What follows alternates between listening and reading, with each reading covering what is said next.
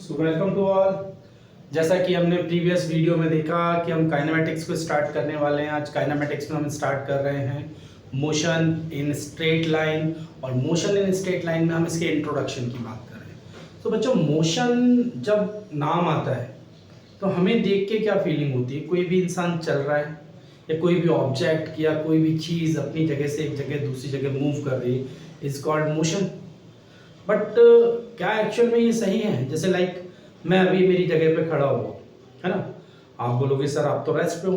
Definitely मैं rest पर हूँ, बट अगर इसी को मैं अर्थ के बाहर से फील करूँ, मतलब मैं अर्थ के बाहर से अब देख रहा हूँ यार, अर्थ तो सन के चारों तरफ रिवॉल्व कर रहा है और उसी अर्थ पर मैं हूँ।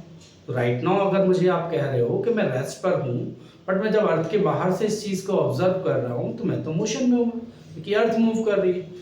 सो यहाँ पर एक कंसेप्ट आता है कि मोशन और रेस्ट एब्सोल्यूट नाम की कोई चीज़ नहीं होती, मतलब एब्सोल्यूट मोशन और एब्सोल्यूट रेस्ट जैसी कोई चीज़ नहीं होती। यहाँ पर हम रिलेटिव टर्म का यूज़ करते हैं। इट मीन्स सबसे पहला पॉइंट मोशन को समझने के लिए आता है frame of reference.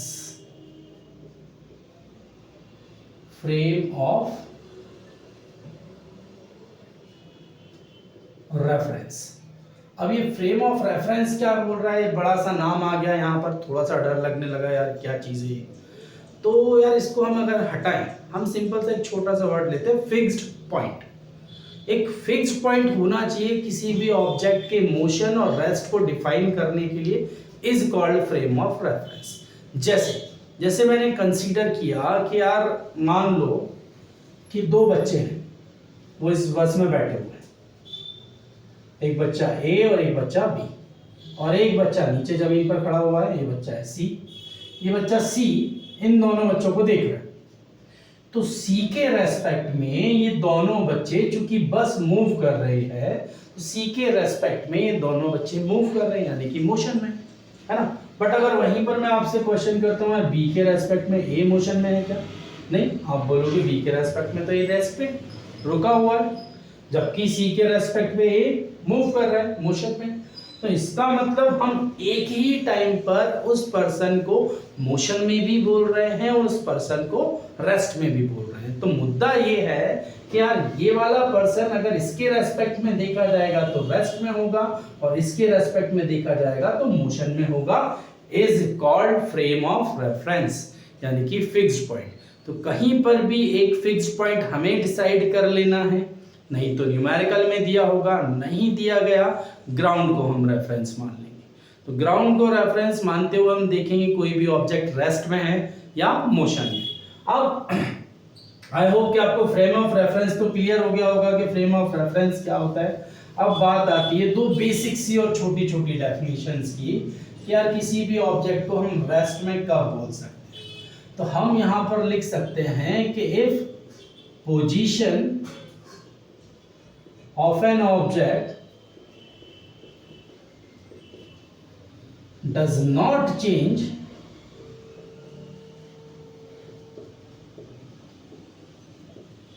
with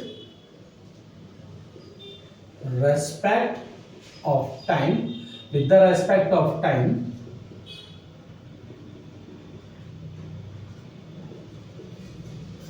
about a fixed point. ये बताना बहुत जरूरी है। तो किसी फिक्स्ड पॉइंट के अबाउट अगर टाइम के साथ किसी ऑब्जेक्ट की पोजीशन नहीं बदल रही है, देन वो ऑब्जेक्ट कैसा है? रेस्ट में है। और अगर इसी फिक्स्ड पॉइंट के अबाउट टाइम के साथ उस ऑब्जेक्ट की पोजीशन कंटिन्यूअसली बदल रही है, then object is in motion. तो मोशन का डेफिनेशन भी हमें यहीं पर मिल जाएगा कि motion, same definition, if position of an object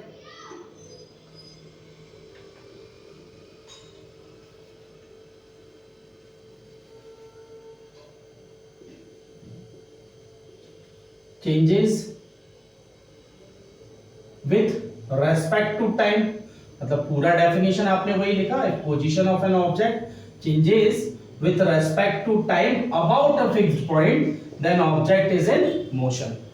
तो अब ये मैं समझना सर आलसी है, सर ने लिखा नहीं, यार लिखने से क्या मतलब यार, हम डेफिनेशन समझ रहे हैं, हमें समझ में आ गया कि if position of an object does not change with the respect of time about a fix point, then object move नहीं करेगा।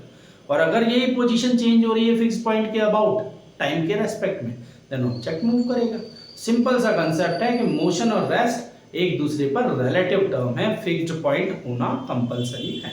तो आई होप इतनी बात आप लोगों को समझ में आ गई है ना। चलिए हम आगे बढ़ते हैं।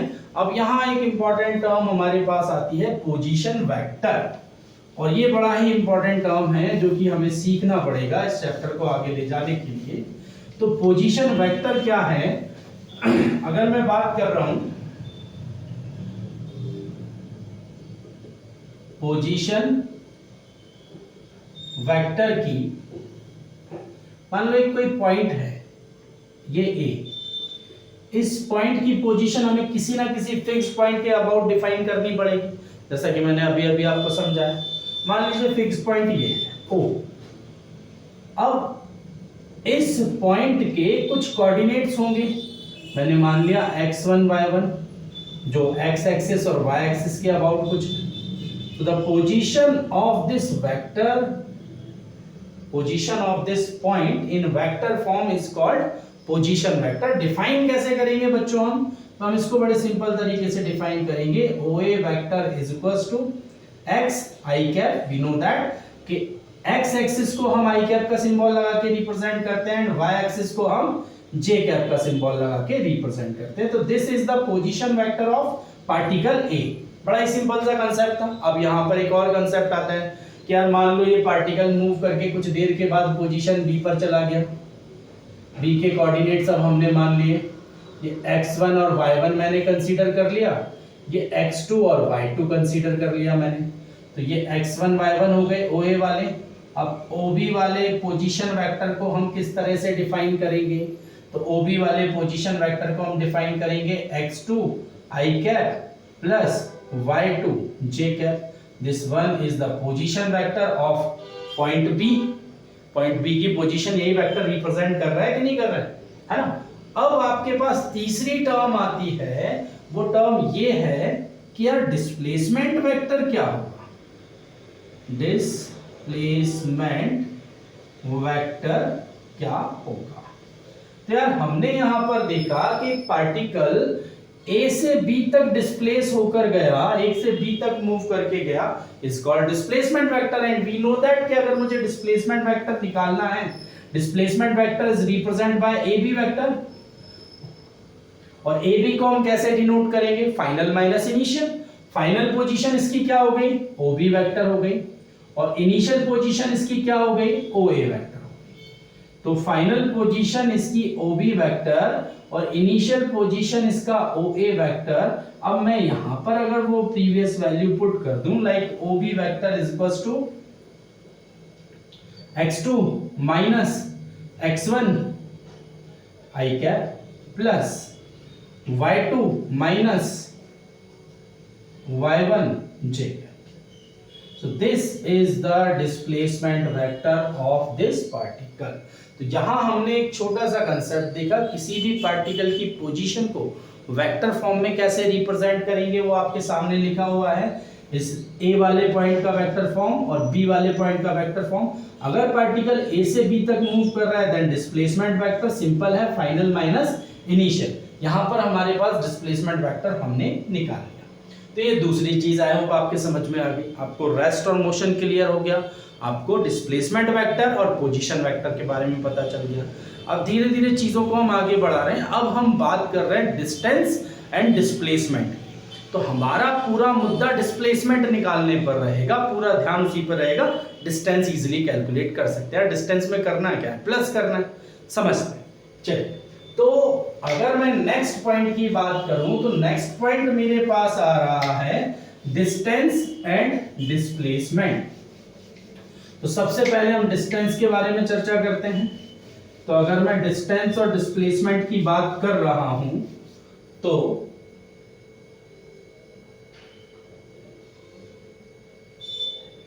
डिस्टेंस का बड़ा बेसिक सा डेफिनेशन होता है क्या, एक्चुअल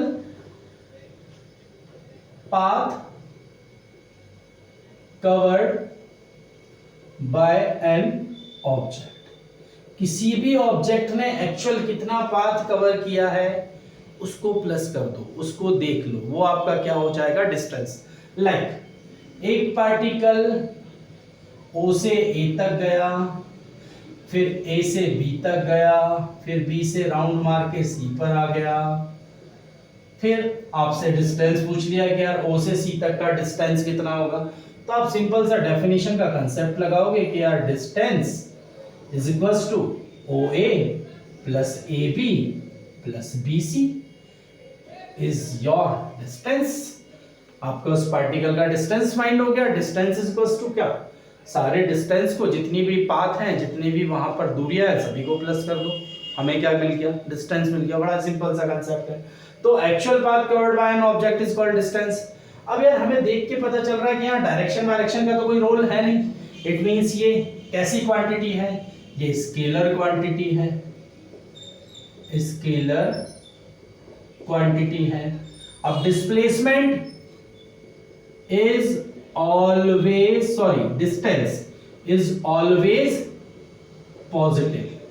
डिस्टेंस हमेशा कैसा होगा, पॉजिटिव। अब तुम बोलोगे सर जीरो भी तो हो सकता है, बिल्कुल हो सकता है। अगर ऑब्जेक्ट रुका हुआ है तो डिस्टेंस जीरो होगा, अदरवाइज ऑब्जेक्ट मूव कर रहा है तो डिस्टेंस हमेशा पॉजिटिव होगा, जो कि हमें दिख रहा है। ऑब्जेक्ट अगर मूव कर रहा है तो हमेशा कुछ ना कुछ प्लस होता रहेगा ना उसमें, तो डिस्टेंस हमेशा पॉजिटिव आएगा। लेकिन ऑब्जेक्ट अगर रुका हुआ है इनिशियल पोजीशन पर ही, तो वहां पर डिस्टेंस जीरो होगा। बड़ा सिंपल सा कंसेप्ट है। अब मान लो मैंने कोई दो फिक्स पॉइंट ले लिए, एक पॉइंट आपके पास A है, एक पॉइंट आपके पास B है। यहां से एक रास्ता, एक पार्टिकल, किसी ने सोचा यार मैं तो ऐसे जाऊंगा, दूसरे पर्सन ने डिसाइड किया यार मुझे ऐसे जाना है, ये सेकंड वाला पर्सन, ये फर्स्ट वाला पर्सन, तीसरा वाला पर्सन कुछ ऐसा जाना चाहता। तो हमने देखा कि यार दो फिक्स्ड पॉइंट के बीच में इनफाइनाइट डिस्टेंसेस हो सकती हैं, अलग अलग तरीके से A से B तक पहुंचा जा सकता है। AB first path, second path और थर्ड पार्ट कभी इक्वल होगा नहीं होगा यार, अलग अलग होंगे। तो डिस्टेंस के इनफाइनाइट नंबर ऑफ पाथ हो सकते हैं दो फिक्स्ड पॉइंट के बीच में। आई होप कि डिस्टेंस का कंसेप्ट थोड़ा सा दिमाग में बैठ गया होगा। ये वर्ड मैं इसलिए बोल रहा हूं, जब हम न्यूमेरिकल करेंगे तो और अच्छे से बैठ जाएगा, है ना। चलिए हम बात करते हैं अब यहीं पर डिस्प्लेसमेंट। मैंने डिस्कशन किया डिस्टेंस का, अब हम बात कर रहे हैं डिस्प्लेसमेंट। जब हम बात करते हैं डिस्प्लेसमेंट की, तो इसका भी एक सिंपल सा पहले बेसिक डेफिनेशन देख लेते हैं। क्या, shortest path between initial, shortest path between initial and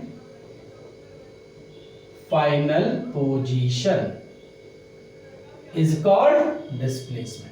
तो डिस्प्लेसमेंट में हम देखेंगे पार्टिकल कहां से स्टार्ट कर रहा है, पार्टिकल कहां पर एंड कर रहा है, बस उसके बीच का जो शॉर्टेस्ट पाथ होगा इज कॉल्ड डिस्प्लेसमेंट। अच्छा, यहां से एक बात और पता चल रही है, आपने अभी डिस्टेंस की बात की, डिस्टेंस में मैंने देखा कि इनफाइनाइट नंबर ऑफ पाथ्स होंगे। इसका मतलब ये हुआ कि डिस्टेंस रास्ते के ऊपर डिपेंड करती है, इनिशियल और फाइनल पोजीशन पे।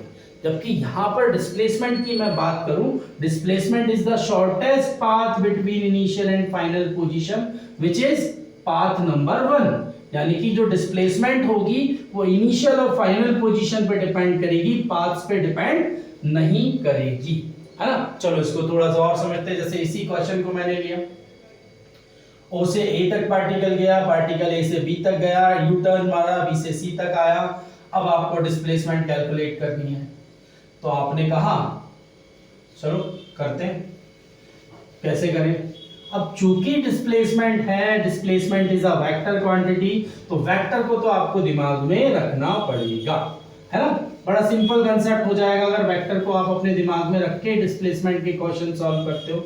जैसे मैंने यहां पर डिस्प्लेसमेंट निकालने की कोशिश की, डिस्प्लेसमेंट इज इक्वल टू, अब डिस्प्लेसमेंट इज इक्वल टू, जब मैं O से A तक गया तो आपको याद होगा साइन कन्वेंशन, डायरेक्शन के हिसाब से, this one is I cap, this one is J cap, minus I cap and minus J cap. अभी मैं सिर्फ एक्स और वाई एक्सिस की बात कर रहा हूँ, फिर हम डिटेल में आगे भी थोड़ा सा और समझेंगे। तो यहाँ पर मैंने देखा पार्टिकल पहले O से A तक जा रहा है, इट मींस पॉजिटिव एक्स की डायरेक्शन में जा रहा है। तो यहाँ मैं इसको ऐसा लिख सकता हूँ OA I कैप प्लस, फिर पार्टिकल कहां से कहां गया, A से B तक गया, AB I कैप, ओके। फिर पार्टिकल कहां से कहां गया, अभी B से C पर आया, B से C पर आ गया, बट ये आई कैप नहीं होगा, ये माइनस आई कैप होगा, क्योंकि पार्टिकल ने अपनी डायरेक्शन को बदल लिया। तो अब यहां पर क्या होगा, माइनस आई कैप। हमने कहा चलो अच्छी बात है। अब we know that the magnitude of AB and BC both are equal, so now OA I cap, अब AB को BC लिख सकता हूं या BC को AB लिख सकता हूं, जो आपकी इच्छा। तो AB I cap minus plus minus minus, ये भी मैंने लिखा AB I कैप, तो ये दोनों कैंसिल आउट हो गए। The final displacement is shortest path between initial and final position. Initially particle कहां पर था, 0 पर, फाइनली पार्टिकल कहां पर आ गया, C पर, और इनके बीच का जो शॉर्टेस्ट पाथ होगा विच इज OA, जो कि हमें यहां पर दिखाई दे रहा है। आई होप कि ये चीज आपको क्लियर हुई होगी। Shortest path between initial and final position is called displacement. Clear? चलिए इसमें एक और कंसेप्ट हम समझने की कोशिश करते हैं बच्चों, कि डिस्प्लेसमेंट है तो वेक्टर आएगा, वेक्टर आएगा तो डायरेक्शन भी आएगी। एक छोटा सा एग्जांपल मैं लेता हूं, उससे मैं आपको समझाने की कोशिश करता हूं कि मैं क्या बोलना आपको चाह रहा हूं। मान लो एक पार्टिकल है, वो पार्टिकल O से A तक जा रहा है 8 किलोमीटर टूवर्ड्स ईस्ट, है ना। डायरेक्शन मैंने यहां डिफाइन कर दिया, ये ईस्ट हो गया, ये वेस्ट हो गया, ये नॉर्थ हो गया और ये साउथ हो गया। एक पार्टिकल 8 किलोमीटर टूवर्ड्स ईस्ट जा रहा है, देन उस पार्टिकल ने टूवर्ड्स साउथ 4 किलोमीटर मूव किया, देन फिर उसने बैक गियर डाला, इट मींस वेस्ट की तरफ वो गया और वो 4 किलोमीटर टूवर्ड्स वेस्ट गया, फिर वो साउथ की तरफ आ गया 1 kilometre towards south. O to A, इसको B नेम दे देते हैं, इसको C दे देते हैं, इसको D दे देते हैं। अब क्वेश्चन में हमसे पूछा गया कि यार find the distance and displacement, also calculate the direction of that particle. उस पार्टिकल की हमें डायरेक्शन भी कैलकुलेट करनी है, डिस्प्लेसमेंट तो बतानी है ना। डिस्प्लेसमेंट हम इजीली बता सकते हैं, बट डायरेक्शन में कभी-कभी कंफ्यूजन हो जाता है, तो यहां पर बच्चों सारी कंफ्यूजन आपकी दूर हो जाएगी। चलिए हम देखते हैं। तो अगर मैं बात कर रहा हूं डिस्टेंस की, तो डिस्टेंस तो बहुत इजी है, आप लोग बड़े आराम से निकाल सकते हो कि डिस्टेंस इज इक्वल टू, सारे रास्ते को प्लस कर दो, ये हो गया 8, आपने कहा ठीक है, ये हो गया 4, ये भी करेक्ट, ये हो गया 4 और ये हो गया 1, 8 और 4 12 और 3 17 और 1 12 और 4 16 और 1 17, तो 17 किलोमीटर आपका क्या आ गया, डिस्टेंस आ गया। क्लियर? आई होप कितनी बात आपको समझ में आ गई होगी। अब अगर मैं बात कर रहा हूं डिस्प्लेसमेंट की, डिस्प्लेसमेंट सुना, आते हैं हम डिस्प्लेसमेंट पे। देखिए this one is x axis और मैं आगे जा रहा हूं, फॉरवर्ड जा रहा हूं, तो पॉजिटिव एक्स मैं ऐसा लिख सकता हूं क्या, 8i क्या। This one is negative y, मैं लिख सकता हूं -4j क्या। This one is negative x, हम लिख सकते हैं -4i कैप, और this one is positive j, y में ऊपर जा रहे हैं ना, पॉजिटिव j, तो यहां पर मैंने लिखा सिर्फ j 1 into। अब 8 - 4 ये हो गया 4i, -4 प्लस j मतलब +1, ये हो गया आपके पास 3j। आई होप कि ये चीज आपको क्लियर हुई होगी। तो बड़ा सिंपल सा है, positive x negative y, negative x positive y, i j। Clear? Solve कर लिया, डिस्प्लेसमेंट वेक्टर आपके सामने आ गया। बट डिस्प्लेसमेंट वेक्टर पूछा ही नहीं है उन्होंने, तो हमसे पूछा है कि भैया डिस्प्लेसमेंट का मैग्नीट्यूड बताओ, तो हमने डिस्प्लेसमेंट का मैग्नीट्यूड निकाल दिया। मैग्नीट्यूड ऑफ डिस्प्लेसमेंट निकालना बड़ा सिंपल सा है कि coefficient of i, coefficient of j, और अगर कोएफिशिएंट ऑफ k होता तो उसको भी कंसीडर करते, इन तीनों के स्क्वायर का सम करके स्क्वायर रूट ले लेना, है ना, जो हमने वेक्टर वाले चैप्टर में देखा हुआ है। तो 4 का स्क्वायर प्लस 3 का square, so this one is 16 + 9 it means √25 and the answer is 5। सो आधा आंसर हमारे पास आ गया। हमने क्या कैलकुलेट कर लिया बच्चों? डिस्प्लेसमेंट। क्लियर है? तो हमारे पास डिस्प्लेसमेंट आ गया, बट अभी भी आधा आंसर हमारे पास आना बाकी है।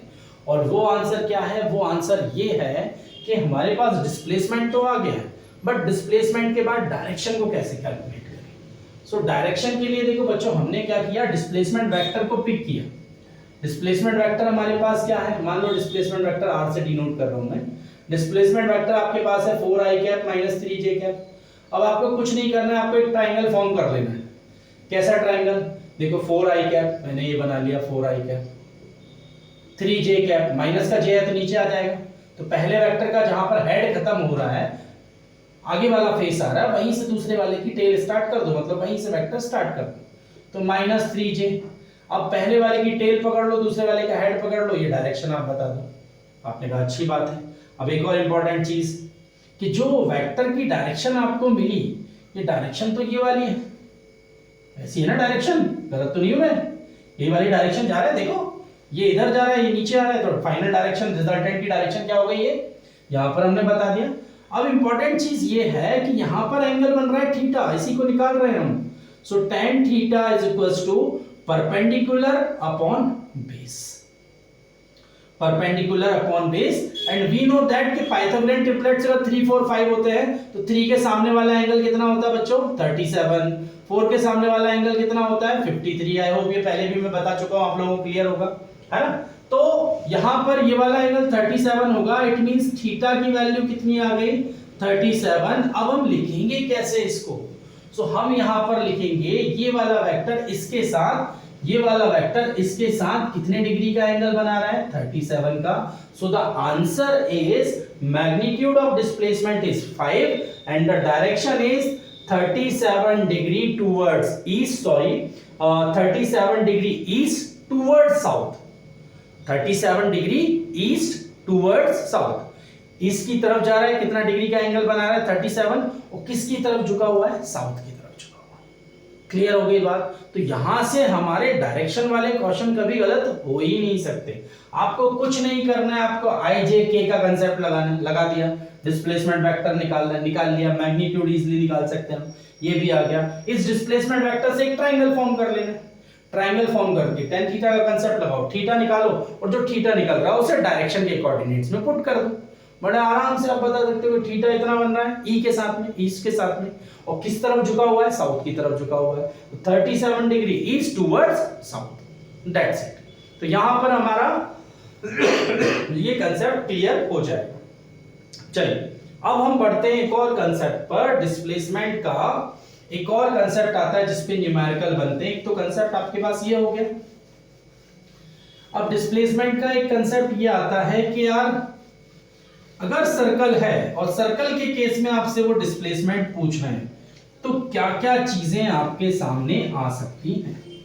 सर्कल के केस में उन्होंने आपसे डिस्प्लेसमेंट पूछ लिया तो क्या क्या चीजें, क्या क्या मुद्दे आपके सामने आ सकते हैं, उसके बारे में हम बात करेंगे और इस वीडियो लेक्चर को ओवर करेंगे।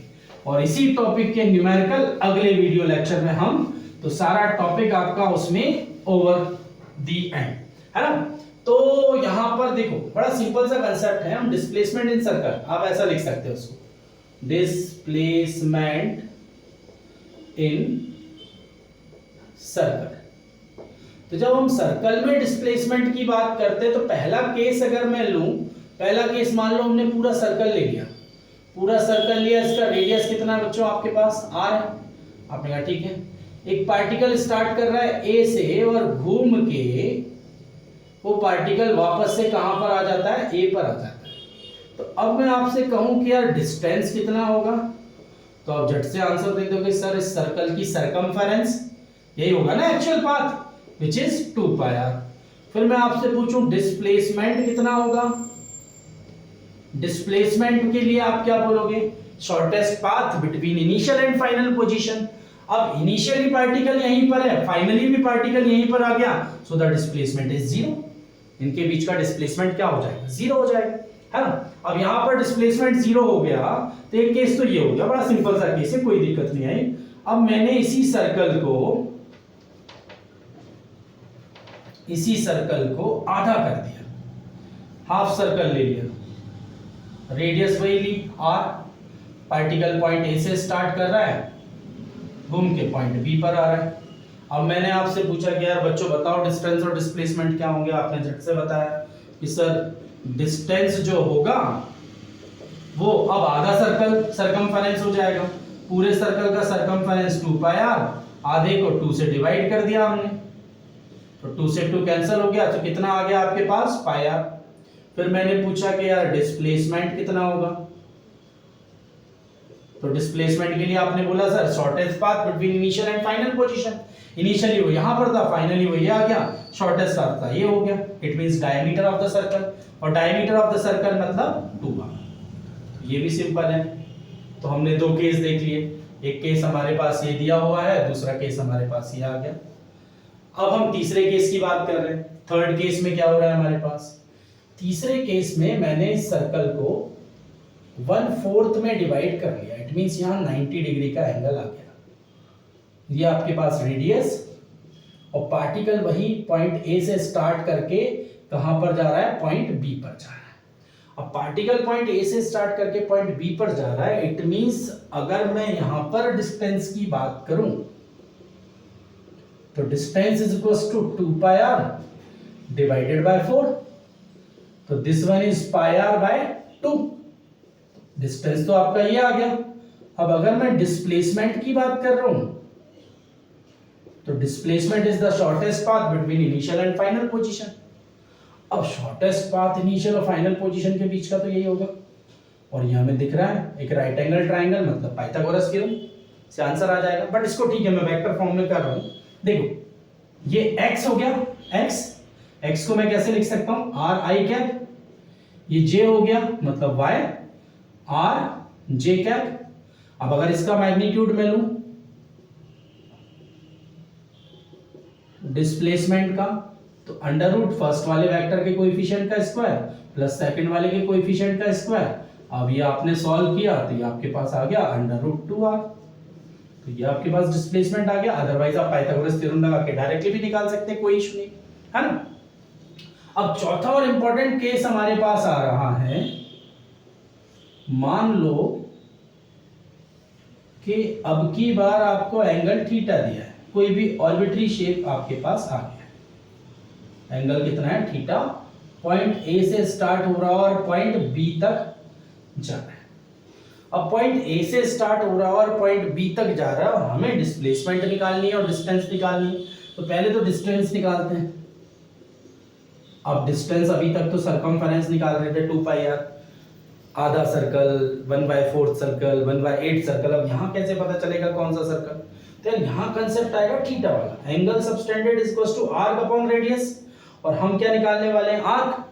सो वी नो दैट कि डिस्टेंस किसके इक्वल होगा, आर्क के, और arc is equals to angle subtended into radius. यही फॉर्मूला बनेगा कि नहीं बनेगा, क्योंकि हमें क्या पता है theta is equals to arc upon radius, पता है कि नहीं पता, पता है ना। तो यहां से आर्क इज इक्वल्स टू क्या हो जाएगा थीटा इनटू रेडियस, तो arc is equals to theta into radius. Clear है ये बात, arc is equals to theta into radius. अब ये जो थीटा है वो प्रॉब्लम देगा, क्योंकि आपको गिवन होगा डिग्री में, बट रेडियस तो लेंथ है, तो यहां ध्यान रखना पड़ेगा थीटा आपको रेडियन में रखना है, पाई अपॉन 180 से मल्टीप्लाई करके आपका आंसर कभी गलत नहीं होगा। सो डिस्टेंस आपने निकाल ली, अब डिस्प्लेसमेंट मुद्दा है हमारा। अब डिस्प्लेसमेंट के लिए हम क्या करें, so displacement is the shortest path between initial and final position, मतलब ये, तो डिस्प्लेसमेंट क्या होगा हमारे पास ए बी, हमने कहा ठीक है।